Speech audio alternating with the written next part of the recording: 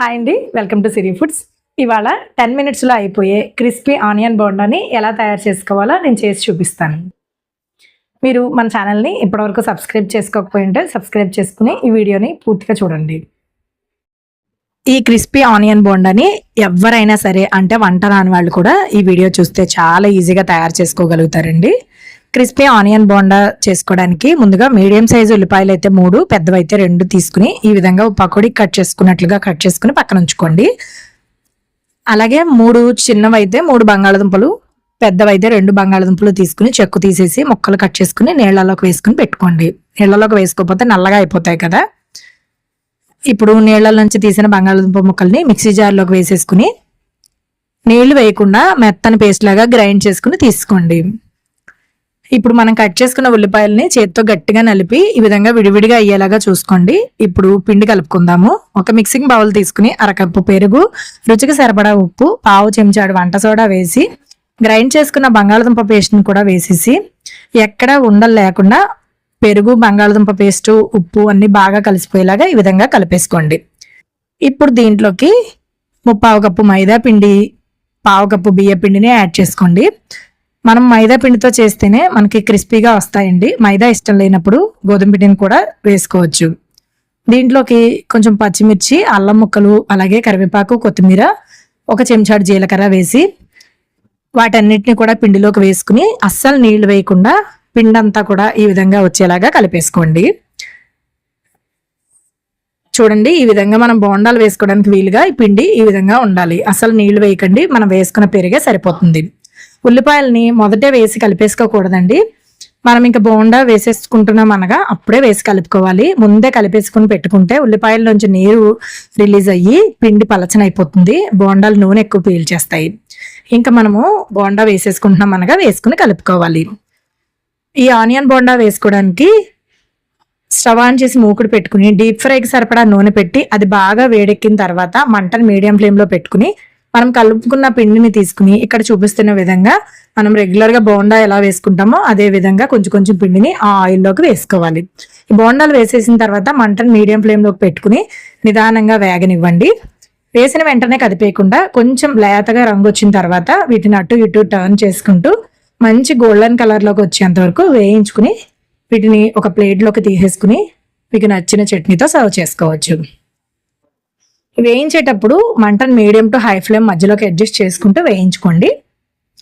అప్పుడు క్రిస్పీగా వస్తాయి. ఎప్పుడైనా ఒకసారి ఇలా తయారు చేసుకోవచ్చండి. ఇంతేనండి, మనకి ఆనియన్ బోండా తయారైపోయింది కదా. మిగతా పిండితో కూడా రెండో వాయ ఇదే విధంగా వేసుకుని తీసుకోండి. మీకు నచ్చిన చట్నీతో సర్వ్ చేసుకోవచ్చు. మనం అల్లం, పచ్చిమిర్చి అన్ని వేసాం కాబట్టి చట్నీ కూడా అవసరం లేదు. ఇవాళ వీడియోలో హోటల్ స్టైల్లో చేసే పర్ఫెక్ట్ మైసూర్ బోండాని మనం ఇంట్లోనే చక్కగా గుండ్రంగా చాలా టేస్టీగా వచ్చేలాగా ఎలా తయారు చేసుకోవాలో నేను చేసి చూపిస్తాను. మధ్యలో ఉండల్లా ఉండిపోకుండా, పచ్చిగా లేకుండా, అలాగే తోకలు వచ్చేయకుండా గుండ్రంగా మైసూర్ బజ్జీ ఎలా చేయాలో ఈ వీడియోలో చూసేయండి. మైసూర్ బోండా తయారు చేసుకోవడానికి పిండి కలుపుకోవడానికి ముందుగా ఒక వెడల్పాటి బౌల్ తీసుకుని దాంట్లో 1 కప్పు పెరుగును వేసుకోండి. అలాగే 1/2 కప్పు నీళ్లు వేసుకుని రుచికి సరిపడా ఉప్పు వేసి 1/2 టీ స్పూన్ వంట సోడాను వేసుకోవాలి. వేసుకుని ఇదంతా కూడా ఇలా విస్కర్ తోటి పెరుగు ఎక్కడ గడ్డల్లా లేకుండా ఉండే విధంగా ఈ విధంగా చూసుకోవాలి. 1 స్పూన్తో కలుపుకున్నా కూడా పర్వాలేదు, విస్కర్తో అయితే ఈజీగా కలుస్తుంది. తర్వాత అదే కప్పుతోటి 2 కప్పుల మైదా పిండిని వేసుకోవాలండి. మంచి క్వాలిటీ ఉన్న మైదా పిండి అయితే బోండాలు చాలా పర్ఫెక్ట్గా వస్తాయి. బోండాలు వేగిన తర్వాత అలా చివరిన తోకలు రాకుండా, మధ్యలో పచ్చిగా లేకుండా, ఉండలుగా లేకుండా ఉండాలంటే మంచి క్వాలిటీ మైదా పిండిని సెలెక్ట్ చేసుకోవాలి.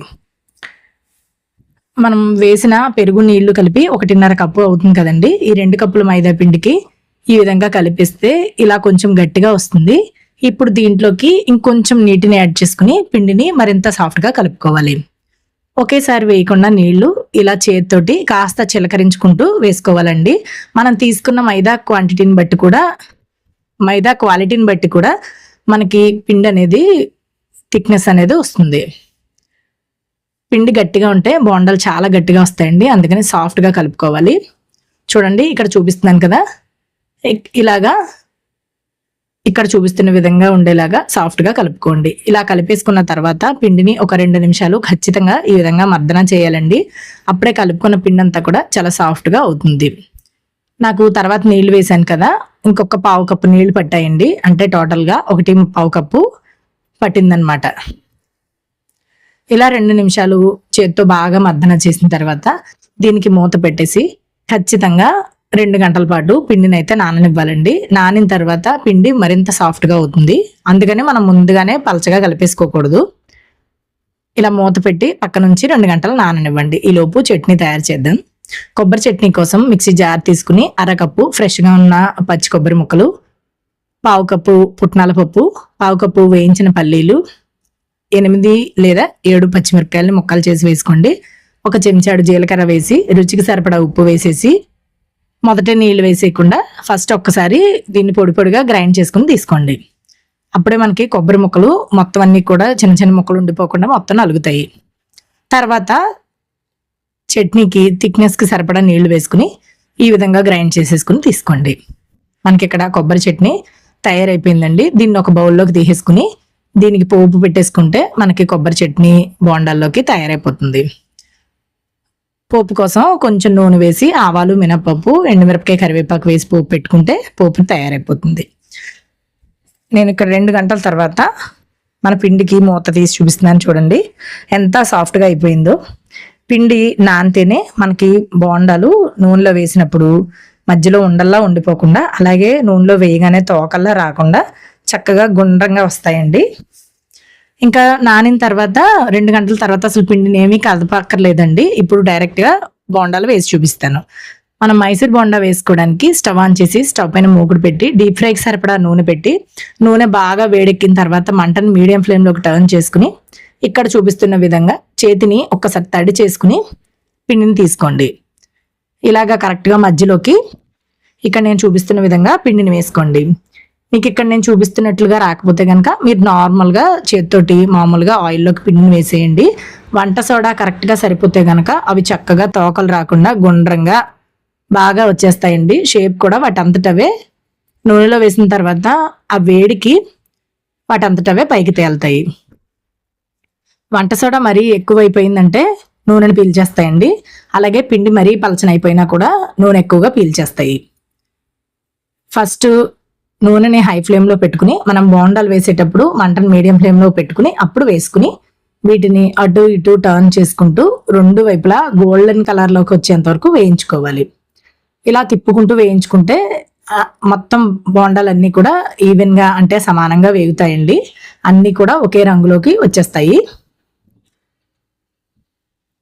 చూస్తున్నారు కదా, అచ్చంగా హోటల్లో వచ్చినట్లే మనకి ఇంట్లో వేసుకున్న బోండాలు కూడా గుండ్రంగా చాలా బాగా వస్తాయండి. ఈ వీడియోలో నేను చూపించినట్లుగా మీరు పిండిని కలుపుకుని వంట సోడా కూడా నేను చెప్పిన విధంగా వేసుకుంటే గనక మీకు చాలా పర్ఫెక్ట్గా వస్తాయి.